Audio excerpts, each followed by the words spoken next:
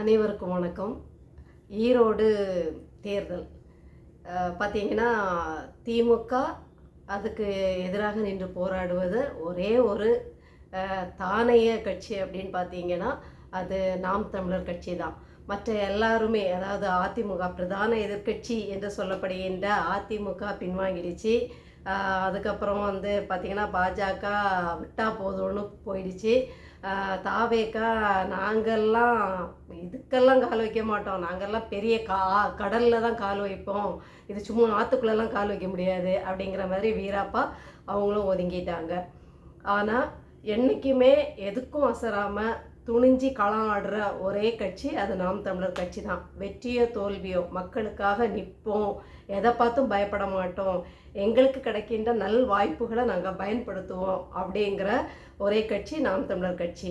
அதை அந்த திமுக வேட்பாளர் கூட ரொம்ப இளக்காரமாக சொல்லியிருப்பார், நாம் தமிழர் கூடலாம் போட்டி போட வேண்டியது வருது அப்படின்னு. எங்களுக்கும் அப்படி தான் இருக்குது, திருட்டு கூட்டத்து கூடலாம் போட்டி போட வேண்டியதாக இருக்கே, நமக்கு சரியான ஒரு எதிரி போட்டியில் இல்லையே, நம்முடைய எதிரி யாராக இருக்கணும், இல்லை நாம் போட்டியிட தகுதி வாய்ந்தவங்க நமக்கு யாராக இருக்கணும், நம்ம போலேயே நேர்மையாக யோசிக்கிற கட்சியாக இருக்கணும், நாட்டை பற்றி அக்கறை கொள்கிற கட்சியாக இருக்கணும், நாட்டு மக்களை பற்றி வளங்களை பற்றி அரசியல் குறித்த ஒரு பெருத்த புரிதல் கொண்ட ஒரு கட்சியாக இருந்து சரிக்கு அப்போ தான் அந்த தகுதி சரிக்கு சமமாகும்.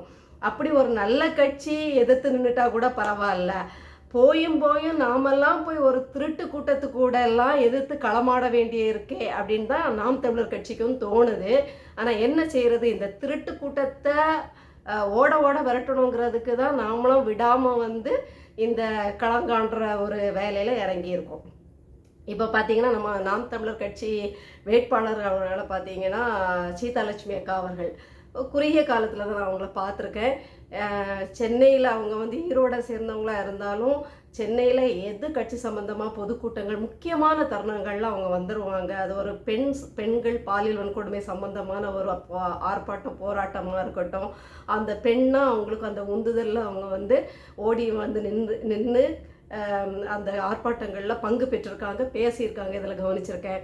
அதே மாதிரி நான் அந்த எம்பி வேட்பாளர் தேர்தலில் கூட அவங்க வேட்பாளராக நின்னாங்க இல்லையா, அப்போல்லாம் நாங்கள் அவங்களோட கொஞ்சம் ஒரு 2-3 நாள் அவங்கள பார்க்க வேண்டிய, அவங்கள நம்ம கவனிக்கும் போது பார்த்திங்கன்னா ரொம்ப ஒரு எளிமையாக இருப்பாங்க.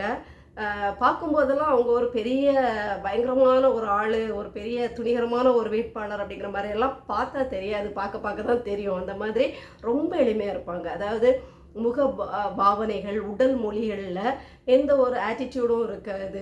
ஆட்டிடியூடுன்னு சொல்லுவாங்க இல்லையா, அந்த உடல் மொழியிலேயோ நடை உடை பாவனைகளில் நான் பெரிய வேட்பாளராக்கும், நான் ரொம்ப 15 வருஷமாக கட்சியில் இருக்கேன் அப்படிங்கிற மாதிரியெல்லாம் இருக்காது. அவங்கள பற்றி சொல்லும்போது அண்ணனே கொள்கை பிடிப்புக்காரி அப்படிங்கிற மாதிரி ஒரு பெரிய பட்டத்தை அவங்களுக்கு கொடுத்துருப்பாங்க. அந்த மாதிரி இயக்கமாக இருக்கும்போதே, கட்சிக்கு முன் இது இயக்கமாக இருக்கும்போதே அண்ணனோட பயணித்தவங்க, சிறந்த பேச்சாற்றல் கொண்ட, பார்க்க தான் அப்படி ஒன்றுமே தெரியாத மாதிரி அப்படியே இருப்பாங்க. இயல்பில் கொஞ்சம் வெள்ளந்தியானவங்களும் கூட தான். ஆனால் அந்த கட்சி கொள்கை ஆர்ப்பாட்டம் எதிர்த்து நிற்கணும்னு வந்துட்டால் அவங்க ஒரு பெண் புலியாக மாறிடுவாங்க. சாதாரணமாக நிற்பாங்க, பேசுங்கன்னு மைக்கு கொடுத்தாலோ சரி, இல்லைன்னா அந்த உறுதிமொழி ஏற்கிறதுக்கு அவங்க திடீர்னு என்னடா கண்ணீர்னு குரல் கேட்குது அப்படின்னு பார்த்தா சீதாலட்சுமி அக்காவாக இருக்கும். அந்த மாதிரி, அதாவது கட்சி களம் அப்படின்னு வந்துட்டாங்கன்னா அவங்க ஒரு பெரிய பெண் புலி. அதை தவிர்த்து நீங்கள் சாதாரணமாக பார்த்தீங்கன்னா ஒரு சாதாரண ஒரு எளிமையான ஒரு நம்ம பக்கத்து வீட்டு பெண்கள், பக்கத்து வீட்டு உறவினர்கள்ட்ட நம்ம எப்படி பழகலாம், அது மாதிரி ஒரு இதில் இருப்பாங்க. ரொம்ப பார்த்து பேசி பழகுனது இல்லை, ஒரு சின்ன புன்சிரிப்போடு தான் கடந்திருக்கும். ஆனால் நான் தள்ளி நின்று பார்த்த வரைக்கும் அவ்வளவு பார்க்க எளிமையானவங்க. களம் வந்துட்டால் ஒரு புலி தான் அவங்க. நான் ஏன் இப்போ ஈரோடு தேர்தலில் வழக்கமாக நம்ம எல்லாரும் என்ன நினைக்கிறோம், அந்த ஆளுங்கட்சி தானே ஜெயிக்கும், இதில் எதுக்கு போட்டி போட்டுட்டு இவங்க பணங்களை அள்ளி வீசுவாங்க, பட்டியில் கொண்டு அடைப்பாங்க, அதிமுகவே திமுகவுக்கு தான் வாக்கு போடும், அந்த அளவுக்கு பணம் விளையாடும், எல்லாம் நமக்கு தெரிஞ்சது தான்.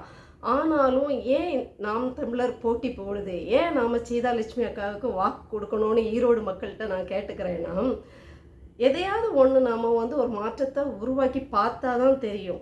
எல்லாமே இந்த மாறி மாறி நெருப்புக்கு பயந்து எண்ணெய் சட்டிக்குள்ளே விழுந்த கதையா, திமுகவுக்கு பயந்து அதிமுக எண்ணெய் சட்டிக்குள்ளேயும், அதிமுகவுக்கு பயந்து திமுகங்கிற அடுப்புக்குள்ளேயும் போய் வெந்து தணிஞ்சு சாகக்கூடாது. புதுசாக ஒரு கட்சி வரும்போது, அதுவும் மக்களுக்காக நிற்கிற கட்சிங்கும்போது 15 வருஷமாக நாம் தமிழர் கட்சி அண்ணன் ஒருங்கிணைப்பாளர் அண்ணன் சீமான் வந்து மக்களுக்காக தான் நின்றுருக்காங்க. ஒவ்வொரு போராட்டமும் மக்களுக்காக. அவங்க அதுக்கு பரிசாக வாங்கிய வழக்குகள் எல்லாமே மக்கள் நலன் சார்ந்த வழக்குகள் தான். அதான் எல்லாரும் கேட்குற மாதிரி, நம்மளாம் ஒரு 5 வழக்கு போட்டால் நீங்கள் வந்து தாங்குவீங்களா? 5 வழக்கு வந்துச்சுன்னா நம்ம ஒதுங்கிடுவோம். இப்போ புதுசாக கட்சி ஆரம்பிச்சோன்னு சொல்லவர் கூட எந்த வழக்கும் தான் மேலே வந்துடக்கூடாது, எந்த சாதக பாதகமும் தான் மேலே விழுந்துடக்கூடாதுன்னு ஒரு ஸ்மூத்தாக மென்மையான ஒரு போக்கு கடைப்பிடிக்கிற பார்த்தீங்களா? அந்த மாதிரி இல்லாமல் நீ என்ன வேணாலும் வழக்கு போடு, நான் ஜெயிலுக்கு அஞ்சாதவன், நீங்கள் இதெல்லாம் பண்ணுவீங்கன்னு தெரியும் அப்படின்னு நிற்கிற அண்ணன். அதே மாதிரி தான் சீதாலட்சுமி அக்காவும் இப்போ கூட சமீபத்தில் உள்ள பேட்டியில் சொல்லுவாங்க, வழக்கு போடுறதா இருந்தால் போடுங்க அப்படின்னு. வழக்கு போடுறதெல்லாம் அல்வாவை கேட்டு வாங்குகிற மாதிரி நாம் தமிழர் கட்சி வாங்குதுன்னா அது வந்து அதோட வழக்குனா எவ்வளோ கஷ்டம், ஜெயிலில் போனால் எவ்வளோ கஷ்டம் எல்லாம் தெரியும். அதுவும் சதி பண்ணி உள்ளே வச்சாங்கன்னா என்னெல்லாம் பாடுபடணுங்கிறது எல்லாருக்கும் தெரியும். அதெல்லாம் நினச்சி பார்க்காமலாம் யாரும் இவ்வளோ வந்து சொல்ல மாட்டாங்க. இருந்தாலும் அந்த கஷ்டத்தை கூட நாங்கள் மக்களுக்காக அனுபவிக்கிறோம். வெள்ளைக்காரனை துரத்துறதுக்கு பாடுபட்டு உயிர் கொடுத்தா நம்ம மக்கள், நம்ம முன்னோர்கள் இருக்கும்போது இந்த கொள்ளைக்காரங்க கிட்ட நாம் பாடுபட்டாலும் பரவாயில்ல, ஒரு புதிய தலைமுறைகளுக்கான ஒரு புதிய அத்தியாயத்தை தொடங்கி வைக்கணும் அப்படிங்கிற ஒரு வெறி நாம் தமிழர் கட்சி அண்ணன் சீமானுக்கு உண்டு. அதே மாதிரி அவருடைய படைத்தளபதிகளுக்கும் அதே எண்ணம் தான். எதுக்கும் அஞ்சாமல் நிற்கிறாங்க. நான் அடிக்கடி வந்து வீட்டிலலாம் இந்த அதிமுக, திமுக, பாஜக, காங்கிரஸோட அக்கப்போர்களை பற்றி பேசி அதை வந்து பேசும்போது ரொம்ப கோபத்தோட சில வார்த்தைகளை உதிர்ப்பேன். வீட்டில் பிள்ளைங்க கிட்ட எவ்வளோ மோசமானவங்க தெரியுமா, அதை எடுத்து சொல்லும்போது நான் ரொம்ப ஆங்க்ரி பேட் ஆயிடுவேன். அந்த டைம்லலாம் அதை கேட்டு கேட்டு என் பொண்ணு கூட இப்போ சமீபத்தில் என்ன சொன்னான்னா, அடுத்த வருஷம் எனக்கு வந்து ஓட்டு போடுற உரிமை ஆகுது, கண்டிப்பாக வேலையாக ஓட்டு போடுறதுக்கு நான் வந்து எடுத்துருவேன், ஓட்டர் ஐடி இருக்கு இல்லையா, வாக்காளர் அட்டை எடுத்துருவேன். நீங்கள் இவ்வளோ தூரம் பேசுகிறதுக்காகவும், நீங்கள் இவ்வளோ தூரம் ஆங்க்ரி பேடாக கொதிக்கிறதுக்காகவாவது நான் வந்து நாம் தமிழர் கட்சிக்கு ஓட்டு போடுறேன். ஏன் அதை அவங்க சொல்கிறாங்கன்னா, அவங்களுக்கு பெரிய அரசியல் புரிதல் கிடையாது, அரசியலில் ஆர்வம் கிடையாது. அவங்க இந்த காலத்து குழந்தைகளுக்கு ஏற்ற அந்த வயதுக்கேற்ற அந்த எண்ணங்கள், அந்த வாழ்க்கை முறை, அந்த படிப்பு விஷயங்கள், நண்பர் நண்பிகள் இந்த மாதிரி அவங்க இருக்கிறதுனால அவங்களுக்கு இந்த அரசியல் ஆழமும் அவங்களுக்கு நமக்கு இது தேவையில்லை அப்படிங்கிற ஒரு கட்டத்தில் இருக்கனால அவங்களுக்கு வந்து நம்ம என்னதான் நாம் இந்த கட்சிக்குள்ளே இருந்தாலும் அவங்க பெருசாக அதில் வந்து தங்களை ஈடுபடுத்தி கொள்றதில்லை. நம்ம சொல்கிறத வச்சு தான் அவங்க கொஞ்சம் கொஞ்சம் காதில் கேட்டுப்பாங்க. அவங்க காதில் அதான் கேட்டுக்கிட்டே இருக்கும். அப்பா அவ சொல்கிறான், எப்படியாவது நான் வந்து நாம் தமிழர் கட்சிக்கு தான் ஓட்டு போட்டு நான் பார்க்கணும், உங்கள் அண்ணன் சீமான் என்ன தான் செய்ய போகிறாருன்னு பார்க்கணும். இவ்வளோ கோவப்படுறீங்க இல்லையா மற்ற கட்சிகள்லாம், அந்த கட்சிகள்லாம் செய்யாததை என்ன செய்கிறாருன்னு பார்க்கணும். அப்போ நான் சொல்லுவேன், அம்மா எல்லாம் தலைகளாக வானத்தை அப்படியே வில்லா வளைச்சிட முடியாது, நிலாவை பிடிச்சி கொண்டு வந்து பூமியிலலாம் இறக்கிற முடியாது. ரிப்பேர் பார்க்கலாம். ஏற்கனவே கெட்டு சீரழிஞ்சு போயிருக்கிற தமிழகத்தை ரிப்பேர் பார்க்குறதுக்கான, அதை வந்து சரி பண்ணுறதுக்கான முயற்சிகள் தான் எடுக்க முடியும். நாம் ஒன்றும் இறைவன் இல்லை இப்படி சொடக்கு போட்டோடனே எல்லாத்தையும் மாயமந்திரமாக மாற்றுறதுக்கு. ஆனால் என்னென்ன நல்ல நல்ல திட்டங்கள் மூலம் எல்லாத்தையும் சரி பண்ண முடியுமோ, எவ்வளோ நேர்மையாக ஆட்சி செய்ய முடியுமோ, எவ்வளோ தூரம் வந்து மக்களை வந்து ஒரு தற்சார்பு பொருளாதாரத்துக்குள்ளே கொண்டு போக முடியுமோ, இந்த காரியங்களை முன்னெடுக்கும் கண்டிப்பாக அப்படின்னு சொல்லுவேன். பார்க்கலாம், கண்டிப்பாக இதுக்காகவாவது நாம் தமிழர் கட்சி வரணும், நீங்கள் என்ன செய்கிறீங்கன்னு பார்க்கணும் அப்படின்பா. ஏன் இதை ஈரோடு மக்கள் நீங்கள் வந்து ஒரு பானை சோற்றுக்கு ஒரு சோறு தான் பதம் அப்படிங்கிற மாதிரி நம்ம சீதாலட்சுமி அக்காவை இந்த ஒரு சோதனைக்குள்ளே நீங்கள் உட்படுத்தக்கூடாது. இப்போ என் பொண்ணு சொன்ன மாதிரியே நீங்களும் ஒருக்கா இவங்களுக்கு தான் வாய்ப்பு கொடுத்து பார்ப்போமே. இந்த ஒரு வருஷத்தில் அவங்க வந்து பெருசாக தலைகளாக ஈரோட மாற்றிட முடியாது. ஆனால் ஏற்கனவே புறையோடி போயிருக்க சில விஷயங்களை சரி பண்ண ஆரம்பிக்கலாம். ஏற்கனவே லஞ்சம் லாவண்யம் இந்த எல்லா வித கொள்ளையிலும் ஈடுபட்டுக்கிட்டு இருக்க கட்சிகளுக்கு மத்தியில் அதை எதையுமே செய்யாமல் நாம் தமிழர் எவ்வளோ நேர்மையான கட்சி அப்படிங்கிற நிரூபிக்கிற ஒரு வருட காலமாக அதை எடுத்துக்கலாம். அப்போ உங்களுக்கு நீங்கள் ஒரு சவாலை அதை எடுத்துக்கலாமே. அவங்களுக்கு எவ்வளோ நெருக்கடி வரும் எல்லாமே தெரியும், அவங்கள இயங்க விட மாட்டாங்க, எல்லாமே இருக்கட்டும். ஆனால் அட்லீஸ்ட் அவங்களுக்கு ஒதுக்கப்படுற நிதியை எப்படி அந்த ஈரோட்டுக்கு செலவழிக்கிறாங்க, இல்லை ஈரோட்டில் அவங்க எவ்வளோ நேர்மையாக செயல்படுறாங்க அப்படிங்கிறத நீங்கள் வந்து சோதித்து பார்க்குறதுக்காகவாவது நாம் தமிழருக்கு போடலாம் அப்படிங்கிறது தான் என்னுடைய வேண்டுகோள். இதை மனசில் வச்சுக்கிட்டு நீங்கள் வந்து ஒரு டெஸ்டிங் ஃபீல்டாக கூட இதை எடுத்துக்கிட்டு நீங்கள் வந்து டெஸ்ட் பண்ணி பார்க்கலாம் அப்படின்ட்டு ஒரு வேண்டுகோள் வைக்கிறேன். அடுத்ததாக பார்த்தீங்கன்னா, ஆனால் நீங்கள் என்னதான் நம்ம வந்து மக்களுக்காக இப்படி நிற்கிறோம் அப்படின்னாலும் ஒரு பக்கத்தில் வந்து அண்ணனை பற்றி தரக்குறைவாக பேசுகிறதும் அப்படி இப்படி இவர் வந்து பாஜகவோட பிடிஎம் ஆர்எஸ்எஸோட கைக்கூலி இப்படியெல்லாம் சொல்லிகிட்டு இருக்கீங்களே. நான் ஆர்எஸ்எஸோட மெயின் டீமே திமுக நாங்கள் சொல்லிகிட்டு இருக்கோம். ஆர்எஸ்எஸ் ஊர்வலத்துக்கு அனுமதி கொடுத்ததாகட்டும், ஆளுநரை திட்டிக்கிட்டு ஆளுநர் வீட்டிலேயே போய் டீ குடித்ததாகட்டும், அடுத்தது வந்து பார்த்திங்கன்னா புதிய கல்விக் கொள்கை முறைகளை கொண்டு புகுத்துறதாகட்டும், சரஸ்வதி பூஜைக்கு அரசு பள்ளிகளில் சேர்க்கை வைக்கிறதாகட்டும், இவங்க எப்போவுமே அவங்களுடைய டெல்லி எஜமான குளிர்விக்கிறதுலே தான் இருப்பாங்க. இது நான் வந்து அடிக்கடி சொல்லுகின்ற ஒரு செய்தி தான். இப்போ பார்த்தீங்கன்னா ஊபியில் நடக்கிற ஒரு கும்பமேளா, அதற்கு தமிழ்நாட்டு பஸ் ஸ்டாண்டில், நம்ம தமிழ்நாட்டில் பஸ் ஸ்டாண்டில் பிரதமர் மோடி அவர்களோட படமும் ஊபி யோகி அவரோட படத்தையும் போட்டு சனாதானத்தின் அருமை கும்பமேளாவின் பெருமை அப்படின்னு போட்டிருக்காங்க. என்னது, யாரோ ஒருத்தர் வந்து சனாதானத்தை அழிக்க வேண்டும் அப்படின்னு இன்டைரக்டாக, அதாவது மறைமுகமாக டிஎம்கேவே அழிக்கணும்னு சொன்னார். கேள்விப்பட்டீங்களா? அது கூட வழக்குக்கு போய் கோர்ட்டுக்கெல்லாம் நீதிமன்றத்துக்கெல்லாம் போயிட்டு வந்தார். சனாதானத்தை ஒழித்தே ஆக வேண்டும் அப்படின்னு டிஎம்கே ஒழிக்கணும்னு சொன்னார். அதாங்க டெங்கு மலேரியா கொசு அழிக்கணும்னு அது சொன்னார் இல்லையா? அவரெல்லாம் இப்போ எங்கே? நீங்கள் வந்து யாரை ப்ரொமோட் பண்ணுறீங்க? யாரை இப்போ வந்து பரப்புரை செய்கிறீங்க? யாருக்கு சாதகமாக நடக்கிறீங்க? சனாதானத்தை வெறுக்கிறோம், சனாதானத்தின் அடிநாதமான பாஜகவை வந்து ஒழிக்கணும் அப்படின்னு வீராவேசமாக பேசுகிறீங்க. ஆனால் அந்த டெல்லி எஜமான்கள் ஒரு ரெய்டு விட்ட உடனே உங்களுக்கு தாங்க மாட்டேங்குது உங்கள் அமைச்சர் வீட்டில். ஏன்னா அமைச்சர் வீட்டில் ரெய்டு நடந்தால் அடுத்தடுத்து அது எந்த லெவலுக்கு போகும், அங்கே கை வச்சு இங்கே வச்சு உங்கள் அடிமடியில் தான் கை வைப்பாங்க, தீகார் ஜெயில் தான் அப்படின்னு உங்களுக்கு தெரியும். உடனே என்ன பண்ணுறீங்க? அவங்கள குளிர்விக்கிறதுக்கு அடுத்து என்ன செய்யலான்னு யோசிக்கிறீங்க. உத்தரப்பிரதேசத்தில் நடக்கக்கூடிய சனாதான கும்பாபிஷேக மேளாவுக்கு நீங்கள் எதுக்கையே விளம்பரம் பண்ணணும் இங்கே தமிழ்நாட்டில்? இப்போ யார் ஆர்எஸ்எஸோட கைக்கூலி, யார் பாஜகவோட நண்பர்? அதாவது இந்த மக்களுக்கெல்லாம் சுத்தமாக அறிவே இல்லையா, இல்லை யோசிக்கக்கூடாது, அது பாஜக மாதிரி மூளை கலட்டி வச்சுட்டு தான் பார்ப்பாங்களா? எனக்கு தெரியலை. நீங்கள் சனாதானத்தை எதுக்குறோங்கிறீங்க, பாஜகவை எதுக்குறோன்ட்டு வீராவேசமாக பேசுகிறீங்க. எல்லாம் பசப்பு வார்த்தை, பச்சோந்தித்தனம், அப்பட்டமாக முழு பூசணிக்காய் இல்லை, முழு உங்களோட அந்த கள்ள உறவே அப்படி பூசணிக்காய் அப்படி மறைக்கிற மாதிரி மறைச்சாலும் அங்கே ஒன்றும் மறைக்கிறதுக்கு ஒன்றும் இல்லை. நீங்கள் தான் அந்த வார்த்தைகளை பாருங்களேன். சனாதானத்தின் அருமை கும்பமேளாவின் பெருமையா, இதெல்லாம் உங்கள் தமிழ்நாட்டில் எங்கேயோ நடக்குது. கும்பமேளாவின் பெருமை இப்படி ஊபியில் கொண்டாடப்படுறாங்கன்னு போட்டிருந்தா கூட பரவாயில்ல. ஆனால் எதை நாங்கள் வேரோடு எதுக்குறோம் அப்படின்னு சொல்லி வீராப்பா பேசுகிறீங்களோ, அந்த சனாதானத்தின் பெருமைன்னு ஒரு வார்த்தை வருது. நீங்கள்லாம் பெரியாரோட வழி வந்தவங்க தானே, நீங்கள் இப்படி தான் பேசுவீங்க, அப்படியும் பேசுவீங்க, திருமணம் கடந்த உறவும்பீங்க, யார் எப்படி வேணாலும் இருக்கலாம்பீங்க, எல்லாமே இப்படி தான் பண்ணிகிட்டு இருப்பீங்க.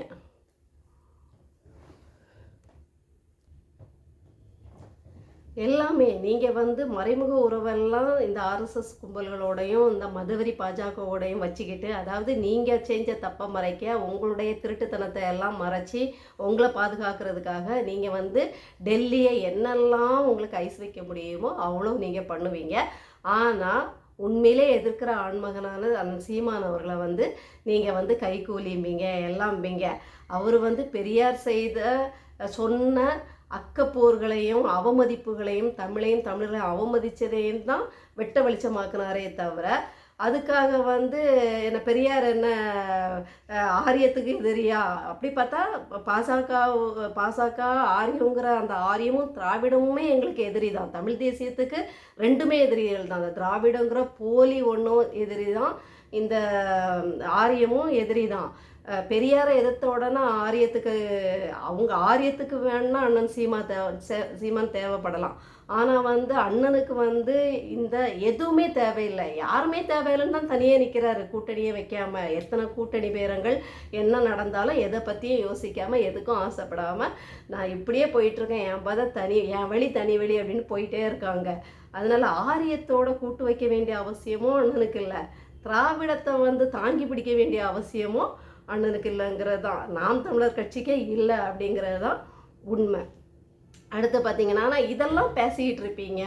இந்த ஊடகங்கள் அந்த ஜல்லிக்கட்டில் ஒரு மன்னராட்சியின் நீட்சியாக வந்த ஒரு விடயம், அதாவது அரசு விழாவில் துணை முதலமைச்சர் மகன் வந்து பங்கேற்கிறாரு. அந்த எல்லாரும் அறிஞ்சது தான், கலெக்டரை எழும்ப சொல்லி இன்பநிதியோட நண்பர்களை உட்கார வச்சதும், இப்போ கலெக்டர் வந்து நான்லாம் என்ன யாரும் எழும்ப சொல்லலை, நானாக தான் நின்றுட்டு யாரும் என்ன நிர்பந்திக்கலைன்னு சொல்கிறதாகட்டும், அது அப்பட்டமாக வீடியோவில் தெரியுது. ஒரு அமைச்சர் வந்து கையை காட்டி எழும்ப சொல்கிறாரு, அவங்க எழும்புறாங்க, எல்லாமே நடக்குது. ஆனால் இப்படி சொல்கிறதாகட்டும், சுயமரியாதையெல்லாம் கூடி பேசி ஐஏஎஸ்கள்லாம் எதுக்கு இவ்வளோ கஷ்டப்பட்டு படித்தாங்க, இப்படி வந்து அரசியல் வியாதிகளுக்கு அடிமையாக இருக்கிறதுக்கு தான் ஐஏஎஸ் ஐபிஎஸ் படிச்சுட்டு வராங்களா அப்படிங்கிற மாதிரியெல்லாம் இருக்குது. இந்த படிப்பு மேலே இருக்க ஒரு பிடிப்பு கூட போயிடும் போல இருக்குது. இப்படி பண்ணிட்டு அவருக்கு தூசியை தட்டி விடுறதும் பிஸ்கட் கொடுக்குறதும், இதையே இந்த மெயின் ஸ்ட்ரீம் ஊடகங்கள் போடுறீங்களே, உங்களுக்கெல்லாம் கொஞ்சம் கூட ஒரு சமூக சிந்தனை? எத்தனை பேர் வந்து அண்ணா யூனிவர்சிட்டி அண்ணா பல்கலைக்கழகத்தில் யார் அந்த சாருக்காக இவ்வளோ பெரிய விவாதங்கள் நீங்கள் வச்சிங்க? இல்லை, அந்த மாட்டின ஆள் தான் குற்றவாளின்னா அதோடு முடிச்சுக்கிட்டு அப்படி பொத்திக்கிட்டே இருக்கீங்க. அதுக்கு பின்னாடி இருக்க ஒரு முக்கிய புள்ளி, அது அந்த கல்லூரியே சேர்ந்த ஒரு பெரிய பிரமுகராக கூட இருக்கலாம், வெளியில் உள்ள பெரிய பிரமுகராக கூட இருக்கலாம். தெரிஞ்சுக்கிட்டே அதை பற்றி பேசுகிறதுக்கு உங்களுக்கு துணிவே இல்லை. அதே மாதிரி இப்போ வந்து என்னென்னா, அந்த கொல்கத்தா மருத்துவர் விஷயத்தில் வந்து ஒரு குற்றவாளின்னு ஒருத்தரை சும்மா பிடிச்சி வச்சுருக்காங்க இல்லையா, சஞ்சய் ராவ், அவரை வந்து அவர் தான் குற்றவாளின்னு நீதிமன்றம் உறுதிப்படுத்தினதாக தகவல் வருது. ஆனால் எல்லாருக்கும் நல்லா தெரியும், அது ஒரு ஆளால் செய்த காரியம் கிடையாது. இவர் பகடக்காயை ஆக்கப்பட்டிருக்கலாம், இல்லை கூட துணை நின்றுருக்கலாம் அப்படிங்கிறது எல்லாருக்குமே அப்பட்டமாக தெரியுது. அந்த அதாவது வன்கொடுமை நடந்த விதங்கள், அந்த உடலில் ஏற்பட்ட கொடூர என்ன சொல்கிறது நிலைகள், கொடூரமாக தாக்கப்பட்ட விதங்கள் எல்லாத்தையுமே பார்க்கும்போது அது ஒருத்தர் இல்லை, குறைஞ்சது 3-4 பேர் சேர்ந்தான் அதை நிகழ்த்தியிருக்க முடியும்ன்ட்டு எல்லாருமே சொல்லும்போது, அந்த கொல்கத்தாவில் அந்த மருத்துவத்துறையில் நடந்த பெரும் புள்ளிகளை காப்பாற்ற தான் இந்த சஞ்சய் ராய் பயன்படுத்தப்பட்டிருக்கலான்னு எல்லாருக்குமே ஒரு யூகம் இருக்கும்போது, இந்த ஊடகங்களுக்கு அதை பற்றியெல்லாம் கவலையே இல்லை. அதை வந்து பேசி பேசி பேசி அதை பெருசாக்கி உண்மையான குற்றவாளியை கண்டுபிடிக்கிறதுக்கு ஒரு அழுத்தம் கொடுப்போம் அப்படிங்கிற எண்ணம்லாம் உங்களுக்கு கிடையாது. ஆனால் ஒரு ஒரு அதாவது பெரிய ஆள் அப்படின்னு மதிக்கப்பட்டவர் எவ்வளோ சின்ன பிள்ளைத்தனமாக எவ்வளோ ஈனத்தனமான விஷயங்களை பேசியிருக்காரு இல்லை நடந்திருக்காருன்னு சொன்ன ஒரு காரியத்தை மட்டும் நீங்கள் பூதகரமாக்கி அவ்வளோ விவாதம் பேசி அப்படி பேசி இப்படி பேசி அதில் வேறு முற்றுகையிடுவோம் வீட்டை அப்படின்ட்டு அது முற்றுகையிட்டு போங்க, அன்னை மோர் தேநீர்லாம் வச்சுருப்பாங்க, குடிச்சிட்டு போங்க, அது ஒன்றும் பிரச்சனை இல்லை. இப்படியெல்லாம் இதுக்கு முற்றுகையிடுகிற உங்களுக்கு இந்த அவலம் யார் அந்த சாருன்னு கேட்டு ஏன் கோட்டையை நோக்கி நீங்கள் முற்றுகையிடக்கூடாது? அதெல்லாம் பண்ண மாட்டீங்க. அப்போது உங்களுக்கு அரசியல் சார்ந்து அரசு சார்ந்துனா உங்களுக்கு அவ்வளோ பயம் இருக்குது. இல்லை அவங்க போடுற அந்த எச்சி துண்டு எலும்புகள் வந்து உங்களை வந்து பேசாமல் வாயை பொத்தி நிற்க வைக்குது. ஆனால் இவரால் உங்களுக்கு எதுவும் காரியம் ஆகாது, இவரால் உங்களுக்கு தம்படி பைசாவுக்கு பிரயோஜனம் கிடையாது. அதனால் இழிச்ச வாய், இவரால் தான் நமக்கு எந்த இதுவும் வரப்போகிறது இல்லையே, பிறகு என்னைக்குனாலும் நமக்கு கார்ப்பரேட் முதலாளிகள் வந்தாங்கன்னா தான் நமக்கு கையில் காசு அப்படிங்கிற மாதிரி நினச்சி வெறும் பணத்துக்காக புகழுக்காக இல்லைன்னா முன்னணி ஊடகம்னு பேசப்படணுங்கிறதுக்காக, முக்கியமாக பணம் தான். இந்த பணத்துக்காக ஜனநாயகத்தோட வேற வெட்டி வீசுகிற நீங்கள் ஜனநாயகத்தின் தூண்கள்லாம் கிடையாது. நீங்கள் சிதிலமடைஞ்சு போய் பாழாக போய் ஜனநாயகத்தை தொங்கலில் வச்சுருக்கக்கூடிய உதிரி பகங்களாக இத்து போய் நிற்கிறீங்க. நீங்கள்லாம் இதுக்கெல்லாம் வெட்கப்படணும். உங்களுக்கு வெக்கம் சூடு சொன்னெல்லாம் எடப்பாடியார் காலத்தில் தான் வரும். திமுக ஆட்சி காலத்தில் எந்த அயோக்கியத்தனம் நடந்தாலும் எந்த அட்டூழியம் நடந்தாலும் உங்களுக்கு அந்த சூடு சொரணம் எதுவுமே வராது. அந்த வாரிசுகளின் கால்களை கழுவுறதுக்கு தான் நீங்கள் ரெடியாக இருப்பீங்க. அதை பற்றியே போட்டுட்ருக்கீங்க. ஒருத்தரும் மாடு பிடிச்சதை போடலை, மாடுபிடி வீரரை பற்றி போடலை. வேடிக்கை பார்க்க போன தேவையில்லாத ஆட்கள் தான் உங்களுக்கு அவ்வளோ பெருசாக தெரிஞ்சிருக்காங்க. அதுக்கு தான் ஒரு வேதத்தில் ஒரு வசனம் உண்டு. சூரியனுக்கு கீழே வந்து நான் கண்ட ஒரு விஷயம் என்னென்னா, எனக்கு ரொம்ப சஞ்சலப்படுத்தியிருக்கு. என்னன்னா, ராஜாவை தொடர்ந்து ராஜாவின் அரியணைக்கு வர இருக்கக்கூடிய மகனையும் தாஜா பண்ணுற ஒரு கூட்டத்தை கண்டேன். அப்படி இது எனக்கு மனசுக்கு ரொம்ப சஞ்சலத்தை உண்டு பண்ணுது. இப்படிப்பட்ட காக்கா பிடிக்கிற ஆட்களை பார்த்தா அது அது காலங்காலமாக ஆட்டோமேட்டிக்காக நடக்குது. முதல்ல அப்பா மன்னருங்கிற அப்பாவை காக்கா பிடிக்கிறது, அதுக்கப்புறம் அவரோட மகன் இளவரசனை காக்கா பிடிக்கிறது, அப்புறம் இளவரசனின் இளவரசனை காக்கா பிடிக்கிறதுன்ட்டு ஒரு கூட்டம் எப்போவுமே அலையும் அப்படின்னு தெளிவாக அந்த வேதாகமத்தில் போட்டிருக்குங்க. இது மாதிரி ஈனத்தனமான செயல்களில் நீங்கள்லாம் ஈடுபடுற வரைக்கும் கொள்ளையர்கள் தான் நம்ம நாட்டை ஆளுவாங்க. இறுதி வரைக்கும் ஒரு கூட்டம் மக்களுக்காக நின்று போராடி தங்களோட வாழ்க்கையை முடிச்சிக்க வேண்டியது.